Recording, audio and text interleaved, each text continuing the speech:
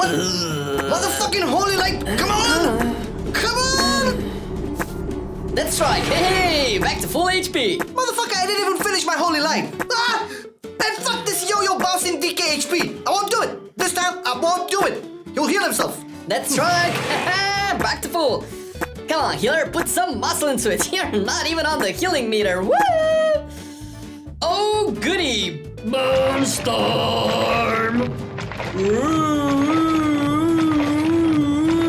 Man, fuck this shit. They don't need me here. This tank is first on healing meter, damage meter. I'm out. See ya. And that, my child, is how we finish the dungeon with no healer. Man, healers are shit. Fuck them. I mean, cuckoo gaga, guni cuckoo, yeah. You rock, tell me more.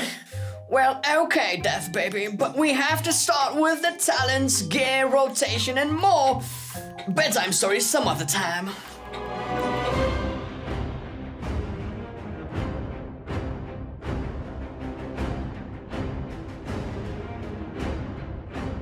And while we're on the topic of drawing blood, let's draw some blood to our other channel, GameBase. Yes, we have been using this channel for a while to upload all sorts of gaming videos regarding all sorts of other games aside World of Warcraft, and we do opinion pieces, first impressions, reviews, some playthroughs and gameplays and all that kind of stuff. Plus we've started to cover some the news bits as well. You can check the link down below. Maybe you'll find something that you enjoy, and yeah, if you do, please like and subscribe. It helps us out, and you know, do some other stuff as well. Plus we will always be open to feedback if you think there's a game that we should play. Let's actually go and talk about Blood Decay with the talents. On the first row, you will go for Blood Drinker as the best talent for raiding. Yeah, you will suck that boss dry, like Dracula did to the unsuspecting victims. This talent will provide you with the most DPS for 1 to 3 targets, but try to use it on the priority target or boss usually. You will have to channel it, but fear not, as you will be healed by it and you can dodge / parry and use defensive abilities while it's channeling. For Mythic Plus and AoE situations, go with Heartbreaker, and Cupid will cry every time he'll see you. Now your Heartstrike will generate additional runic power for every mob you'll hit, so you'll never have to cry for not having enough runic power, ever. On the next row, Hemostasis will be the best pick for every situation. The gain you have from it just is too good to pass out for the other options. This talent will require you to use Blood Boil as often as you can, hitting as many targets as you can, so it can increase both your DPS and healing capabilities of your Death Strike. On the level 30 row, take Relish in Blood as your default pick for every situation. It makes consuming Crimson Scourge the proc, the free death and decay that is, to grant you bonus runic power and some healing depending on the number of bone shields you have. It is a very easy to use talent. All you have to do is to just not hard cast Death and Decay too often, so don't be afraid to take it. On the same row, Blood Tap can be a very powerful alternative and even surpasses the Relish talent. This talent will give you a little more control over your runes, as it will provide a rune when activated and will have its cooldown reduced for every bone shield charge you consume. The reason why Relish in Blood is the default pick and what we recommend is because this specific one has a higher skill demand in order to get the most benefit out of it and is prone to risks of misplay. Further down the road, the Will of the Necropolis talent will be your best choice for pretty much all situations. This is a very powerful talent that helps you with tanking a whole lot. It will provide you with a damage reduction when you are taken to low HP. The reason why this talent is very strong is that even if you are at 100% health and would take a hit that would normally kill you, this talent will come into play, reduce that hit's damage, and you will survive. Plus you can Death Strike back to full HP, you know, decay mechanics, baby! The anti-magic barrier can have some niche uses when you are comfortable with the damage taken and you need more magic reduction. With this talent, your anti-magic shell will have a lower cooldown, will absorb more, and will stay on you for a little longer. You can find use for this talent especially on bosses like Sylvanas or Guardian of the First Ones. On the utility talent row, Wraithwalk will help you the most in raids. It will put another wheel to your wheelchair class, providing you with a channeled movement speed ability that increases your movement speed, and can be interrupted when you cast any spell, and also will remove all roots effects on you when you pop it. On the Mythic Plus side of the story, you will have the Grip of the Dead talent. This will be your second Death and Decay transformer, making your Death and Decay slow for a lot. All mobs decided with its slow decaying over time. This talent is perfect for kiting mobs around, especially when you need to drop those annoying necrotic stacks. Next, you'll have the Bloodworm talent as the default pick for both raids and dungeons. This talent will make your auto attacks have a chance to summon a Bloodworm that will attack your target, and after a while it will burst, healing you for a portion of your missing HP. Ugh. If you drop below 50% HP, one of your worms will instantly burst. In Mythic Plus, usually you can go for the Voracious talent as a more controlled healing alternative to Bloodworms. With it, your Death Strike's healing will be increased and will grant you a small amount of leech for a while. You will lose the DPS value provided by the Bloodworms for a more controlled healing option, and it can be helpful in higher Mythic Plus content, or if you are facing content when you regularly drop below 50% HP and cannot take advantage of the DPS that the Bloodworms will give you. On the last talent row, all options are viable depending on your needs. Purgatory will usually be your default pick in every content whenever you know you will take a hit that will normally kill you, or during progression raids. Higher Mythic Plus content, well, you know, whenever you need a cheat death. This talent will make you survive for 3 seconds after you would normally have been killed, and if you or your healers can heal the damage that would have killed you, then you can survive. Otherwise, you are gone for good. On the more controlled side of the story, again, the Red Thirst talent will take the cake as the best overall option. By picking this talent, you will have your vampiric blood more often when consuming runic power. Think of it as like having vampiric blood for almost every mechanic. Finally, Lord Marrowgar's favorite talent, Moonstorm. Yes, you can have lots of fun with this talent, especially on lower keys or when you don't fear the content at all. With this option, you will be rewarded with lots and lots of AoE and healing per runic power spent casting it.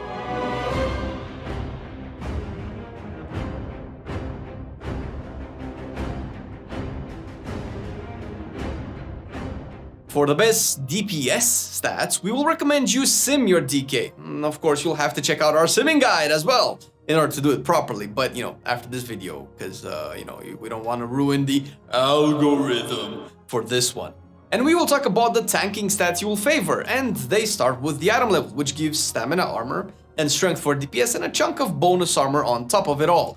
Yes, always equip the highest item level, and follow it up with a healthy balance of secondary stats, eschewing crit slightly for survivability since parry is first and foremost RNG, unreliable, and so forth, and favoring instead mastery when taking a lot of physical beating, and also never forget haste for faster global cooldowns, plus rune generation and versatility, the universal tanking stat. For your weapon enchant, or how the DKs call it, rune forging, cause you won't be needing any weapon enchants, come into the cool boys club. You will want Rune of Fallen Crusader engraved on your weapon at all times. On your chest, this time you use enchants, so go for the Eternal stats on higher content for more survivability, or the Eternal Skirmish if you just want more single target DPS. Don't forget the Heavy Desolate Armor Kit, a temporary enchant for your chest that will grant you extra stamina. Enchant your gloves with the Eternal Strength, after all you carry a big ass two-hander around and you need the strength. On your cloak, go for either the Soul Vitality enchant, giving you more effective health, or go with the Fortified Leech option for more healing. Fill your gem slots with the versatile Jewel Cluster gems for more survivability, plus the Tenet of Versatility enchant on your rings. If you wish for more DPS, just use the counterparts that your sim recommends. Use the Spectral Flask of Power as your default flask for every situation, and it will provide you with more DPS and more parry chance, two of your best friends as Blood Decay. With a friend like Parry Chance, you won't need enemies, am I right? That's why I don't have any friends. When it comes to the potions, each situation you will find yourself in will demand a more optimal choice. For single target, use the Potion of Phantom Fire. In AoE situations, use the Potion of Spectral Strength. On your weapon, as a Blood Decay, you will want Shadow Core Oil, so oil up that rune blade good!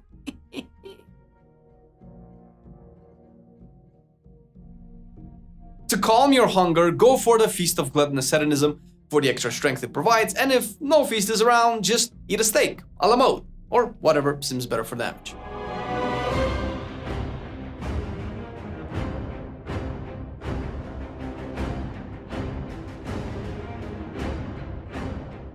It's 9.1.5, and your covenants will be pretty much very close to each other, with Knife Ace lacking a little bit behind for your Blood Decay. So feel free to pick the one most needed for your dungeons if you need a specific covenant for it to be easier. And if you didn't know by now, in 9.1.5 you can freely switch between covenants so you can level up all of them and play whichever suits you the most. Otherwise, if you want to be the perfect tank for raiding and good in Mythic Plus, go with the Blue Boys from Kyrian. They will provide you with the Shackle of the Unworthy Covenant specific ability. And it works because I already have Shackles at home. Fuck, I couldn't think of another word. It will deal a lot of damage over time, reducing the damage you take from the affected targets by a small amount, and it can spread to a nearby target when you use a rune spending ability. Add to that your Summon Steward ability to bring you a Phial of Serenity, the best thing a tank can get since, well, forever. The phial will serve as a free Hellstone with 3 charges, and it will clear all your diseases, poisons, curses, bleeds, almost everything you need to cheese those tanky mechanics when needed. Master Forgelight Prime Mechanicos will be your best buddy and will provide you with some interesting traits. For Mythic Plus and AoE situations, you will want to use the 2 potency conduit path, while for pure single target you will go with the 3 potency one. With these paths, you will have access to Brawn's Call to Action, first a trait that will summon Brawn, the Mighty, knocking your enemies, damaging them, and he will also heal you and your allies. Next, for Mythic Plus and AoE, you will have access to the Hammer of the Genesis traits. With the Hammer, you will get a stacking haste buff for every new enemy you hit. After this, Soul Goal Spectrometer, a trait that will help you with priority damage. And finally, to close Mechanicos' toolkit, you'll have the Effusive Anima Accelerator, a trait that will deal decent AoE damage and will reduce the cooldown of your Covenant ability according to the number of targets hit, until this will be a 40-second cooldown ability. Yay! As a general very good Covenant, you can go with the Necrolords as one of the more versatile ones and one of the people's favorite for the infamous Schlappy Hands. Yes, the Covenant ability you will receive will be Abomination Limb, an offensive and defensive ability and one of the most useful and fun spells. I like it. A 2-minute cooldown that will damage every enemy around you, pulling them to you every second, but not more than once every 4 seconds for the same target.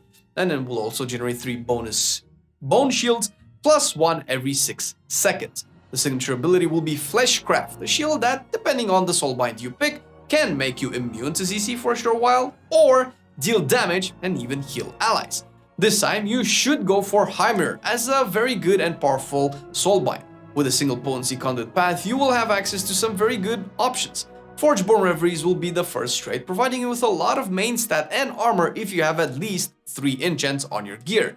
Plus, if you die, you will continue to fight for 10 seconds with half of your normal damage as an output. This trait has saved numerous wipes and progress bosses. It deserves a medal. The Serrated Spalders trait will be next and will provide you with Personal Thorns, damaging all of your attackers if they are in melee range. Next up, Heimer's Arsenal Marrowed Gemstone. Man, that's a fucking long name for a trait. It will give you a small amount of crit chance after you have landed 10 crits. The Carver's Eye trait will follow, providing you with a stacking mastery buff whenever you attack a target above 90% HP. And finally, Mnemonic Equipment will close Heimer's Arsenal, providing you with a little execute damage. If you follow the paths we recommended before, you will need some conduits. Clearly, starting with the Potency conduit, you will go firstly for the Covenant specific one. Impenetrable Gloom if you are a Venthyr for a little more dodge and some damage. Proliferation if you are a Kyrian for the increased duration of shackles and more damage. And Brutal Grasp for Necrolords for only more damage. Imagine that. For your second potency conduit, go for Withering Plague to increase your Heartstrike damage when hitting enemies affected by your Blood Plague. And if by any means you need a third potency conduit, then the new Adaptive Armor Fragment will take the cake. It won't increase your armor like the name would imply, but instead will provide you with some primary stat when you are healed by other players. For the Endurance conduits, go firstly, if at high ranks, for Meat Shield. as it also doubles up in a DPS increase by extending Dancing Rune Weapon's duration by 3 seconds and giving you a stacking health increase from your parries. After you pick Hardened Bones to turn Lichborn into another free but small damage cooldown reduction, and for your third and usually final Endurance Conduit, go for the Condensed Animosphere, and it will provide you with a small constant healing as long as you get hit. And if needed, you can use or swap this one with the Reinforced Shell Conduit, a niche defensive option that will increase the radius of your anti-magic zone and its duration by a small amount. It can be useful in raids if you have people all over the place, like, at Kel'Thuzad. For your Finesse Conduits, you have a few choices. Chilled Resilience at a high rank can be very good, and it reduces your Icebound Fortitude cooldown. You can also go for Spirit Drain, an amazing conduit if you can interrupt targets, and it will provide you with 15 runic power resource as a byproduct if you successfully interrupt. God damn it, Demon Hunters!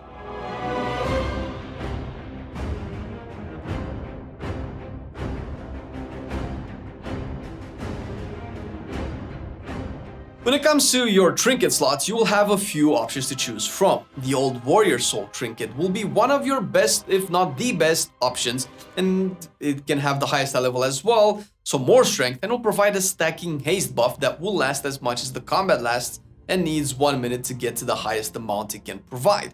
Don't worry much, as this trinket is dropped by Sylvanas Windrunner from the raid, so good luck getting it on Mythic, I suppose, but even the heroic version is very good, to be honest. When fights last longer than most people, it's, great. The Blood Spatter Scale trinket from the other side will be a very powerful one as well, providing you with an instant AoE damage on activation and adding a fat shield on top of it. From the raid, more exactly from the third boss of the raid, the 9, yeah, very confusing, we know. You can get the Shard of Anhild's Aegis. This trinket will provide you with a very large, flat damage reduction effect on every damage event while it is up, that also explodes on expiration if it absorbs at least a certain amount of damage. Next up, Reactive Defense Matrix will be a good offensive and defensive trinket as well, from the Guardian of the First One's boss, clearly. And it will give you a chance to reflect a portion of the received attacks. You can also deliberately drop low to trigger it and gain extra absorbed damage and DPS on a small cooldown, but you didn't hear it here. On the same topic of reflecting damage, you can get the Codex of the First Technique trinket. This trinket drops from the new dungeon and occasionally allows you to reflect a small portion of the damage you take for 12 seconds, making it great for high keys. One powerful DPS only trinket that you can use if you are comfortable with the damage taken is File of Putrefaction, so if you thought all the DPS players need to grind their trinkets and brains in that godforsaken dungeon, you were sadly mistaken. Honorable mentions go to the Splinter Heart of Alar, the OP Castle Nathria trinket from Kael'thas Sunstrider. This trinket is a cheat death trinket which will absorb damage that will otherwise kill you, exploding, hitting both enemies and allies, as well as healing you for a small amount of your HP. For your not tier sets, cause those will come in 9.2 finally, you will want to equip the Bloodlink Blood set together with the Diz and Zed shards as the best options you can have for the raid, the Maw, Korthia and Torghast. For the Mythic Plus encounters and other places, go for the 3 damage shards, Diz, Kor and Beck, and add Zed and Kir or Jazz to your collection if you have the space and you are all set. Your legendary options are few, but very powerful. Super Strain will be the best legendary you can find as a default pick. Craft it on your next slot, and it will provide you with the other 2 plagues that the DKs can apply when you put Blood Plague on your enemies. With their additional spec-only effects, Frost Fever will grant you runic power when it ticks, sometimes, and Virulent Plague blasts when stuff dies. Great offensively, great defensively, but very passive. As an alternative and very powerful defensive and offensive legendary, you can go for the Crimson Rune weapon as well. Build it on your belt to get cooldown reduction on your Dancing Rune weapon whenever a Bone Shield is consumed, 5 Bone Shield stacks as well when you press Dancing Rune weapon, and more Rune regen when Dancing Rune weapon fades. This is a powerful legendary overall. It will shine more in Mythic Plus, where you get slapped a lot, consistently, all the time. And all this slapping will grant you a lot more cooldown reduction. That's what I told her. What? Shut up. The best weapon you can find will be Getiku 2.0. I mean Jathis, the Prison Blade from Kel'Thuzad. Or, any 252 high level weapons from your weekly vault.